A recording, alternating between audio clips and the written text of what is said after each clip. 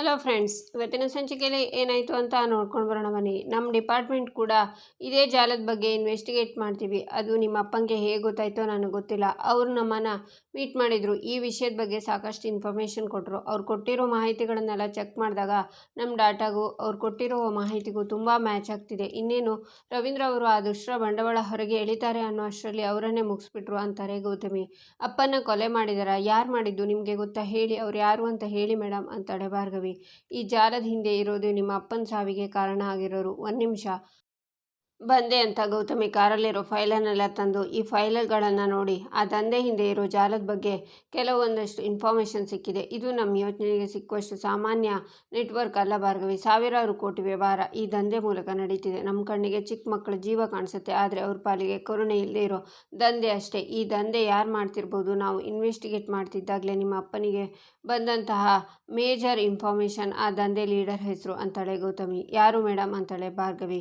ಗಂಗಾ ಅಂತಾಳೆ ಗೌತಮಿ. ಗಂಗಾ ಮತ್ತ್ಯಾಕೆ ಇನ್ನೂ ಅವಳನ್ನು ಅರೆಸ್ಟ್ ಮಾಡಿಲ್ಲ ಅಂತಾಳೆ ಭಾರ್ಗವಿ. ಅದು ಅಷ್ಟು ಸುಲಭ ಅಲ್ಲ ಭಾರ್ಗವಿ. ಇಲ್ಲಿವರೆಗೂ ಯಾರೂ ಆ ಗ್ಯಾಂಗನ ಮುಖನೇ ನೋಡಿಲ್ಲ. ಅಷ್ಟು ಸ್ಮಾರ್ಟಾಗಿ ಆಪ್ರೇಟ್ ಮಾಡ್ತಾರೆ. ಇಷ್ಟು ವರ್ಷಗಳಲ್ಲಿ ಆ ಗಂಗಾ ಅನ್ನೋರು ಒಂದೇ ಒಂದು ಫೋಟೋ ಸಹ ಸಿಕ್ಕಿಲ್ಲ. ಗಂಗಾ ಅನ್ನೋ ಹೆಸರಷ್ಟೇ ಚಲಾವಣೆಯಲ್ಲಿದೆ ಅಂತಾಳೆ ಗೌತಮಿ. ಅಂದರೆ ನಮ್ಮ ಅಪ್ಪಂಗೂ ಅವ್ರ ಕೊನೆ ಕೇಸ್ಗೂ ಶಕ್ತಿ ಪ್ರಸಾದ್ಗೂ ನಮ್ಮ ಮಾವಂಗೂ ಏನಾದರೂ ಸಂಬಂಧ ಇದೆಯಾ ಅಂತಾಳೆ ಭಾರ್ಗವಿ. ಶಕ್ತಿ ಪ್ರಸಾದ್ ಮತ್ತು JP ಪಾಟೀಲ್ ಗಂಗಾ ಮುಂದೆ ತುಂಬ ಚಿಕ್ಕವರು. ಆದರೆ ಗಂಗಾ ಹೆದರಿದ್ದು ನಿಮ್ಮಪ್ಪಂಗೆ. ಅವರು ಈ ಜಾಲದ ಬಗ್ಗೆ ಇನ್ಫಾರ್ಮೇಷನ್ ಕಲೆಕ್ಟ್ ಮಾಡ್ತಿದ್ರು ಅಂತ ಅವರಿಗೆ ಗೊತ್ತಾಯಿತು. ಅದಕ್ಕೆ ಆಕ್ಸಿಡೆಂಟ್ ಮುಖಾಂತರ ನಿಮ್ಮಪ್ಪನ ಮುಗಿಸಿದ್ರು. ನಾನೇ ಹೇಳ್ತಿರೋದು ಸಾಧಾರಣ ಕೇಸ್ ಅಲ್ವೇ ಅಲ್ಲ ಭಾರ್ಗವಿ. ಕೊನೆಯದಾಗಿ ಈ ಕೇಸ್ನ ಲೀಡರ್ ಹುಡ್ಕೊಂಡು ಹೋದಂತಹ ನಮ್ಮ ಡಿಪಾರ್ಟ್ಮೆಂಟ್ನ ವ್ಯಕ್ತಿ ಶವವಾಗಿ ವಾಪಸ್ ಬಂದರು. ಬಹುಶಃ ಕೆಲವು ದಿನಗಳು ಕಳೆದಿದ್ದರೆ ರವೀಂದ್ರ ಅವರು ಈ ವಿಷಯನ ನಿಮ್ಮ ಹತ್ರ ಶೇರ್ ಮಾಡಿರೋರು ಅಂತಾಳೆ ಗೌತಮಿ. ಏನು ಹೇಳ್ತಿದ್ದೀರಾ ಮೇಡಮ್ ಅಂತಾಳೆ ಭಾರ್ಗವಿ. ಹೌದು, ನಿಮ್ಮ ಅಪ್ಪ ತುಂಬ ಸೀಕ್ರೆಟಾಗಿ ಈ ಕೇಸ್ ಬಗ್ಗೆ ವರ್ಕ್ ಮಾಡ್ತಿದ್ರು. ನಿಮ್ಮ ಅಪ್ಪ ಕೊನೆ ಉಸಿರಿರೋವರೆಗೂ ಜನರಿಗೆ ನ್ಯಾಯ ಕೊಡಿಸ್ಬೇಕು ಅಂತ ಪ್ರಯತ್ನ ಪಟ್ಟಿದ್ದಾರೆ ಭಾರ್ಗವಿ. ಅದೇ ಚಾಣಾಕ್ಷತನ, ಅದೇ ಬುದ್ಧಿ, ಅದೇ ಧೈರ್ಯ ನಿನ್ನಲ್ಲೂ ಇದೆ. ಅದಕ್ಕೆ ಇವತ್ತು ನಾನು ನಿನ್ನ ಮುಂದೆ ನಿಂತಿದ್ದೀನಿ. ಈ ಕೇಸು ನಿನಗೆ ತುಂಬ ಹತ್ತಿರದಿಂದ ಸಂಬಂಧಪಟ್ಟಿದೆ. ನಿನಗಿಂತ ಚೆನ್ನಾಗಿ ಹ್ಯಾಂಡಲ್ ಮಾಡೋದಕ್ಕೆ ಯಾರಿಂದನೂ ಸಾಧ್ಯ ಇಲ್ಲ ಭಾರ್ಗವಿ ಅಂತಾಳೆ ಗೌತಮಿ. ಆದರೆ ಈ ಕೆಲಸನ ನಾನು ಹೇಗೆ ಮಾಡಲಿ? ಯಾವ ಕೇಸು ತಗೊಳ್ಳಲ್ಲ, ಕೋರ್ಟ್ ಮೆಟ್ಲು ಹತ್ತಲ್ಲ ಅಂತ ನಾನು ಪ್ರಮಾಣ ಮಾಡಿದ್ದೀನಿ ಮೇಡಮ್ ಅಂತಾಳೆ ಭಾರ್ಗವಿ. ಅಪ್ಪನ ಆಸೆನ ಪೂರೈಸೋದು ಮಗಳಾಗಿ ನಿನ್ನ ಕರ್ತವ್ಯ ಅಲ್ವಾ ಅಂತಾಳೆ ಗೌತಮಿ. ಇದೇ ರೀತಿ ಸಂಧ್ಯಾಗೆ ನ್ಯಾಯ ಕೊಡಿಸ್ತೀನಿ ಅಂತ ಅವಳ ಸಾವಿಗೆ ಕಾರಣನಾದೆ. ನಮ್ಮ ಅಪ್ಪಂಗೆ ಸಮಾಜದಲ್ಲಿ ಗೌರವ ಕೊಡಿಸ್ತೀನಿ ಅಂತ ಅವ್ರ ಸಾವಿಗೂ ಕಾರಣನಾದೆ. ಈಗ ಮತ್ತೆ ನನ್ನಿಂದ ನಿಮಗೂ ತೊಂದರೆ ಆಗೋದು ನನಗಿಷ್ಟ ಇಲ್ಲ ಮೇಡಮ್ ಅಂತಾಳೆ ಭಾರ್ಗವಿ. ತಪ್ಪು ನಡೆದ ಮೇಲೆ ತಿದ್ದೋದಕ್ಕಿಂತ ತಪ್ಪು ನಡೀದೇ ಇದ್ದ ಹಾಗೆ ನೋಡ್ಕೊಂಡ್ಬಿಟ್ರೆ ನಡೀತೇ ಇರೋ ತಪ್ಪನ್ನು ಮಟ್ಟ ಹಾಕಬೇಕು ಅನ್ನೋದು ರವೀಂದ್ರ ಸರ್ ಧೈರ್ಯ ಆಗಿತ್ತು. ಕೆಲವೊಂದು ಪೊಲೀಸ್ ಆಫೀಸರ್ಸ್ ಕೂಡ ಈ ಸಿಂಡಿಕೇಟ್ಗೆ ಸಪೋರ್ಟ್ ಮಾಡ್ತಿದ್ದಾರೆ. ನೀನು ಮನಸ್ಸು ಮಾಡಿದರೆ ನಿನ್ನ ಅಪ್ಪನ ಗುರಿನ ನೀನು ಮುಟ್ಬೋದು. ಭೂಮಿಲಿ ಜನರಿಗೆ ಕಷ್ಟ ಅಂತ ಬಂದಾಗ ದೇವರು ಹಲವಾರು ಅವತಾರಗಳನ್ನು ಎತ್ತುತ್ತಾನಂತೆ. ಹಾಗೇ ನೀನು ಒಂದು ಹೊಸ ವ್ಯಕ್ತಿಯಾಗಿ ಹೊಸ ಜವಾಬ್ದಾರಿ ತಗೊಳ್ಳೋ ಸಮಯ. ಈ ಹೋರಾಟದಲ್ಲಿ ನಮ್ಮ ಜೊತೆ ಸೇರ್ಕೋಬಾರ್ದ? ನಮ್ಮ ಡಿಪಾರ್ಟ್ಮೆಂಟ್ನ ಸ್ಪೆಷಲ್ ಆಪರೇಷನ್ ಟೀಮ್ಗೆ ಜಾಯ್ನ್ ಆಗು ಅಂತಾರೆ ಗೌತಮಿ. ಅಯ್ಯಯ್ಯೋ ಬೇಡ ಮೇಡಮ್, ಈ ಕಣ್ಣಿಗೆ ಕಾಣುವಂಥ ಯೂನಿಫಾರ್ಮ್, ಈ ಕೀರ್ತಿ ಯಾವುದೂ ನನಗೆ ಬೇಡ. ಇದರಿಂದ ಸಮಸ್ಯೆಗಳೇ ಜಾಸ್ತಿ ಅಂತಾಳೆ ಭಾರ್ಗವಿ. ನೀನು ಬೆಳಕಿಗೆ ಬರಬೇಕು ಅಂತ ನಾನು ಹೇಳ್ತಿಲ್ಲ. ಕತ್ಲಲ್ಲಿ ಮರೆಯಾಗಿ ಕೆಲಸ ಮಾಡು, ಮಿಕ್ಕಿದ್ದನ್ನು ನಾನು ನೋಡ್ಕೋತೀನಿ ಅಂತಾಳೆ ಗೌತಮಿ. ಅರ್ಥ ಆಗಲಿಲ್ಲ ಮೇಡಮ್ ಅಂತಾಳೆ ಭಾರ್ಗವಿ. ನಿನಗೆ ಇದು ಸೆಕೆಂಡ್ ಚಾನ್ಸು ಅಂತ ಅನ್ಕೋ. ತಪ್ಪು ನಡೆಯೋ ಮುಂಚೆನೇ ತಡಿಬೋದು. ನಾನು ನಮ್ಮ ಹೈಯರ್ ಆಫೀಸರ್ ಹತ್ರ ಮಾತಾಡಿ ಆ ಪವರ್ನ ನಿನಗೆ ಕೊಡಿಸ್ತೀನಿ. ಅನ್ಯಾಯ ಆದಮೇಲೆ ನ್ಯಾಯ ಕೊಡಿಸೋದಕ್ಕಿಂತ ಅನ್ಯಾಯನೇ ತಡೆದ್ಬಿಟ್ರೆ. ಎಸ್ ಭಾರ್ಗವಿ, ನೀನು ಅಂಡರ್ ಕವರ್ ಏಜೆಂಟಾಗಿ ನಮ್ಮ ಜೊತೆ ಕೆಲಸ ಮಾಡು. ಹೇಳು, ಈ ಕೆಲಸದಲ್ಲಿ ನಮ್ಮ ಜೊತೆ ಕೈ ಜೋಡಿಸ್ತೀಯಾ? ಇಟ್ಸ್ ಓಕೆ ಅಂತ ಗೌತಮಿ ಹೋಗುವಾಗ ಭಾರ್ಗವಿ ಅವಳ ಕೈನ ಹಿಡ್ಕೋತಾಳೆ. ಅಪ್ಪ ಈ ಹೋರಾಟದಲ್ಲಿ ಅವರು ಈ ಜೀವನ್ನೇ ತ್ಯಾಗ ಮಾಡಿದ್ದಾರೆ. ಅವ್ರ ತ್ಯಾಗ ಹೆಸರಿಲ್ಲದೆ ಅಳಿಸಿ ಹೋಗಬಾರ್ದು. ಅಪ್ಪನ ಹೆಸರಿಗೆ ಬಳದಿರೋ ಮಸಿನ ಅಳಿಸೋಕೆ, ಅವ್ರ ಗುರಿ ಮುಟ್ಟೋಕ್ಕೆ ನಾನು ನಿಮ್ಮ ಜೊತೆ ಸೇರ್ಕೋತೀನಿ ಮೇಡಮ್ ಅಂತಾಳೆ Bhargavi. Welcome to the department and special operation team Bhargavi LLB ಅಂತ ಶೇಕ್ ಹ್ಯಾಂಡ್ ಮಾಡ್ತಾಳೆ ಗೌತಮಿ. ಭಾರ್ಗವಿ ಫ್ಲ್ಯಾಶ್ ಬ್ಯಾಕಿಂದ ಹೊರಗೆ ಬಂದು, ಅಪ್ಪ ನಿನ್ನ ಸಾವಿಗೆ ಕಾರಣ ಆದವರನ್ನು ಯಾರನ್ನೂ ಸುಮ್ಮನೆ ಬಿಡಲ್ಲ. ಅಷ್ಟೇ ಅಲ್ಲ, ನಿನ್ನ ಧ್ಯೇಯಕ್ಕೆ ನಾನು ಧ್ವನಿಯಾಗಿರ್ತೀನಿ. ಇನ್ನು ಮುಂದೆ ಯಾವುದೇ ಅಮಾಯಕರ ಜೀವನ ಹೋಗಬಾರ್ದು, ಯಾರ ಜೀವನನೂ ಹಾಳಾಗಬಾರ್ದು. ಇದು ಭಾರ್ಗವಿಯ ಕಾಳೆ ಅವತಾರ. ತಪ್ಪು ನಡೆಯೋಕ್ಕೂ ಮುಂಚೆ ಈ ಕಾಳೆ ಅಲ್ಲಿರ್ತಾಳೆ ಅಂತಾಳೆ ಭಾರ್ಗವಿ. ಈಚೆ JP ಸೋಫಾ ಮೇಲೆ ಕೂತ್ಕೊಂಡು, ಈ ಗಾಯತ್ರಿ ಉಂಗುರ ಭಾರ್ಗವಿಗೆ ಹೇಗೆ ಸಿಕ್ತು? ಅದೇ ಹೆಸರನ್ನು ಯಾಕೆ ತಗೊಂಡ್ಲು? ಅವಳು ಈ ಹೆಸರನ್ನು ಪರ್ಪಸ್ಸಾಗಿ ತಗೊಂಡ್ಲಾ? ರವಿ ಸಾಯೋಕ್ಕೆ ಮುಂಚೆ ಗಾಯತ್ರಿ ಬಗ್ಗೆ ಅವಳಿಗೆ ಹೇಳಿರ್ಬೋದಾ? ಏನೋ ಸೈಲೆಂಟಾಗಿ ಮಾಡ್ತಿದ್ದಾಳೆ, ಅದೇನು ಅಂತ ಗೊತ್ತಾಗ್ತಿಲ್ಲ. ಅಲ್ಲ, ಕೇಸ್ ನಡೆಸ್ತಿಲ್ಲ ಅಂದಮೇಲೆ ವೈ ಶಿ ಏಟಿಂಗ್ ಇಲ್ಲ ನನ್ನ ಸಂಸಾರ ಮುರಿದು ಹೋಗೋಕ್ಕೆ ಬಿಡಬಾರ್ದು. ಸತ್ತು ಹೋಗಿರೋ ಗಾಯತ್ರಿ ಹಾಗೆ ನೆಮ್ಮದಿಯಾಗಿರಬೇಕು. ಅವಳ ಹೆಸರು ಏನಾದರೂ ಮತ್ತೆ ಆಚೆ ಬಂದರೆ, ಈ ವಿಷಯ ನಿರ್ಮಲಂಗೇನಾದರೂ ಗೊತ್ತಾದರೆ ಅವಳು ಖಂಡಿತ ಸಹಿಸ್ಕೊಡಲ್ಲ ಅಂತಾರೆ ಜೆ ಪಿ.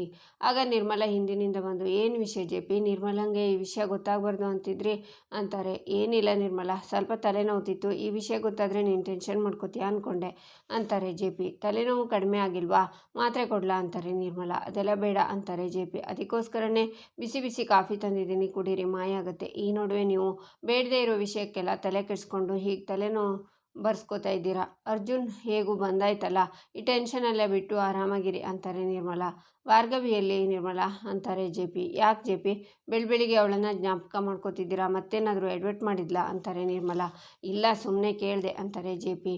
ಈಚೆ ಚರಣ್ ಸೋಫಾ ಮೇಲೆ ಕೂತ್ಕೊಂಡು ಕೆಮ್ಮಿಸ್ತಿರ್ತಾನೆ. ಬೃಂದ ಬಂದು ಚರಣ್ ಅಂತ ಅವನ ತಲೆ ಮುಟ್ಟಿ ನೋಡಿ, ಚರಣ್ ಮೈ ಸುಡ್ತಿದೆ, ಫಸ್ಟ್ ನಡಿ ಹಾಸ್ಪಿಟ್ಲಿಗೆ ಹೋಗೋಣ ಅಂತಾಳೆ. ಅವೆಲ್ಲ ಏನು ಬೇಡ, ಕೆಲಸ ಇದೆ ನನಗೆ ಅಂತಾನೆ ಚರಣ್. 3 ಹೊತ್ತು ಬರೀ ಕೆಲಸದ ಬಗ್ಗೆನೇ ಯೋಚನೆ ಮಾಡ್ತೀಯಲ್ಲ, ನಿನ್ನ ಹೆಲ್ತ್ ಬಗ್ಗೆನೂ ಸ್ವಲ್ಪ ಗಮನ ಕೊಡು ಚರಣ್.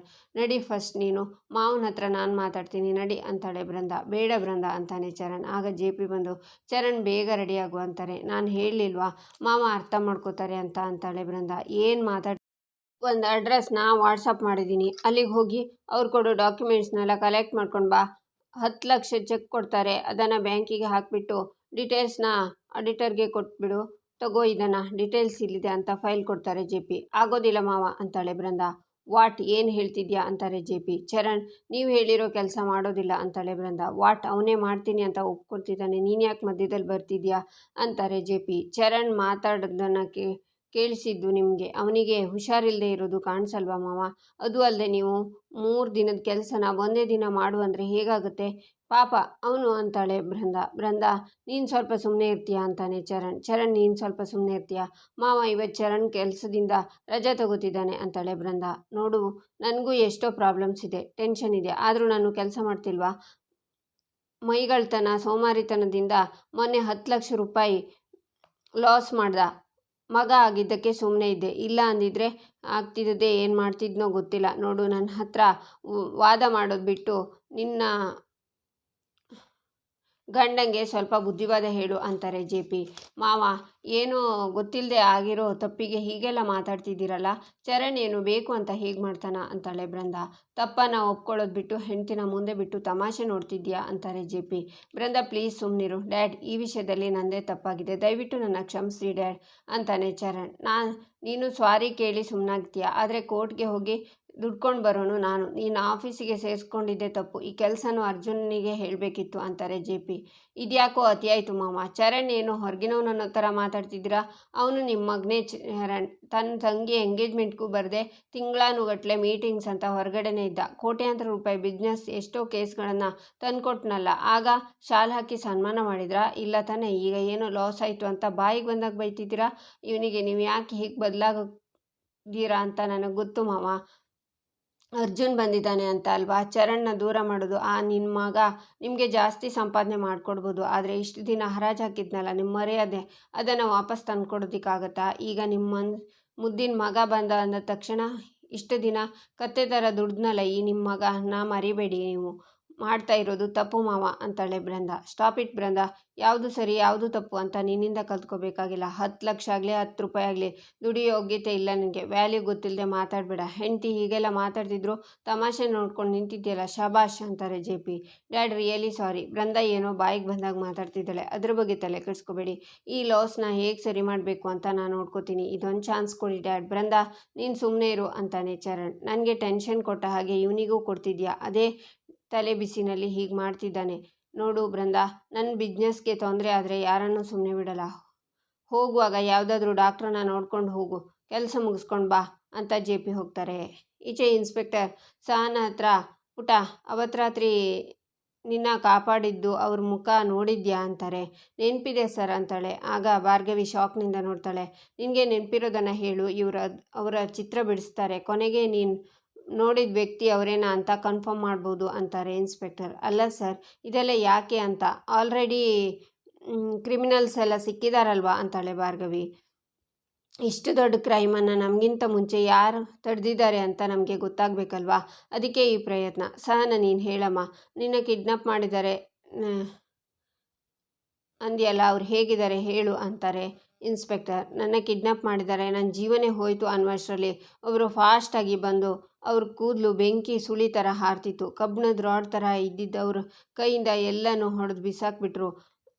ಆ ಹೊಡೆಯೋ ಏಟು ಗುಡುಗು ಸಿಡಿಲಿನ ತರಹ ಸೌಂಡ್ ಬರ್ತಿತ್ತು. ನಮ್ಮ ಆಶ್ರಮದ ಪಕ್ಕ ದೇವಸ್ಥಾನ ಇದೆಯಲ್ಲ, ಆ ದೇವಿ ಮೂರ್ತಿ ಅಷ್ಟೇ ಎತ್ತರ ಇದ್ರು. ದೇವಿ ಧ್ವಜ ಇರುತ್ತಲ್ಲ, ಆ ತರಹ ಕೆಂಪು ಬಟ್ಟೆನ ಮುಖಕ್ಕೆ ಕಟ್ಟಿದ್ರು ಅಂತಾಳೆ ಸಹನಾ. ಅವ್ರ ಮುಖ ಹೇಗಿತ್ತು ಅಂತಾರೆ ಇನ್ಸ್ಪೆಕ್ಟರ್. ಮುಖ ಕಾಣಿಸ್ಲಿಲ್ಲ. ಮತ್ತೆ ಹೇಗೆ ಕಂಡು ಹಿಡಿಯೋದು ಅಂತಾರೆ ಇನ್ಸ್ಪೆಕ್ಟರ್. ಅವ್ರ ಕಣ್ಣು ಹೇಗಿತ್ತು ಹೇಳು ಅಂತ ಹೇಳ್ತಾರೆ. ಸೇಮ್ ದೇವಸ್ಥಾನದಲ್ಲಿ ಕಾಳಿದೇವಿ ಕಣ್ ಥರನೇ ಹೊಳಿತಿತ್ತು. ಬೆಂಕಿ ಉಗಿಯೋ ಜ್ವಾಲಾಮುಖಿ ಥರ ಕುದೀತಾ ಇತ್ತು.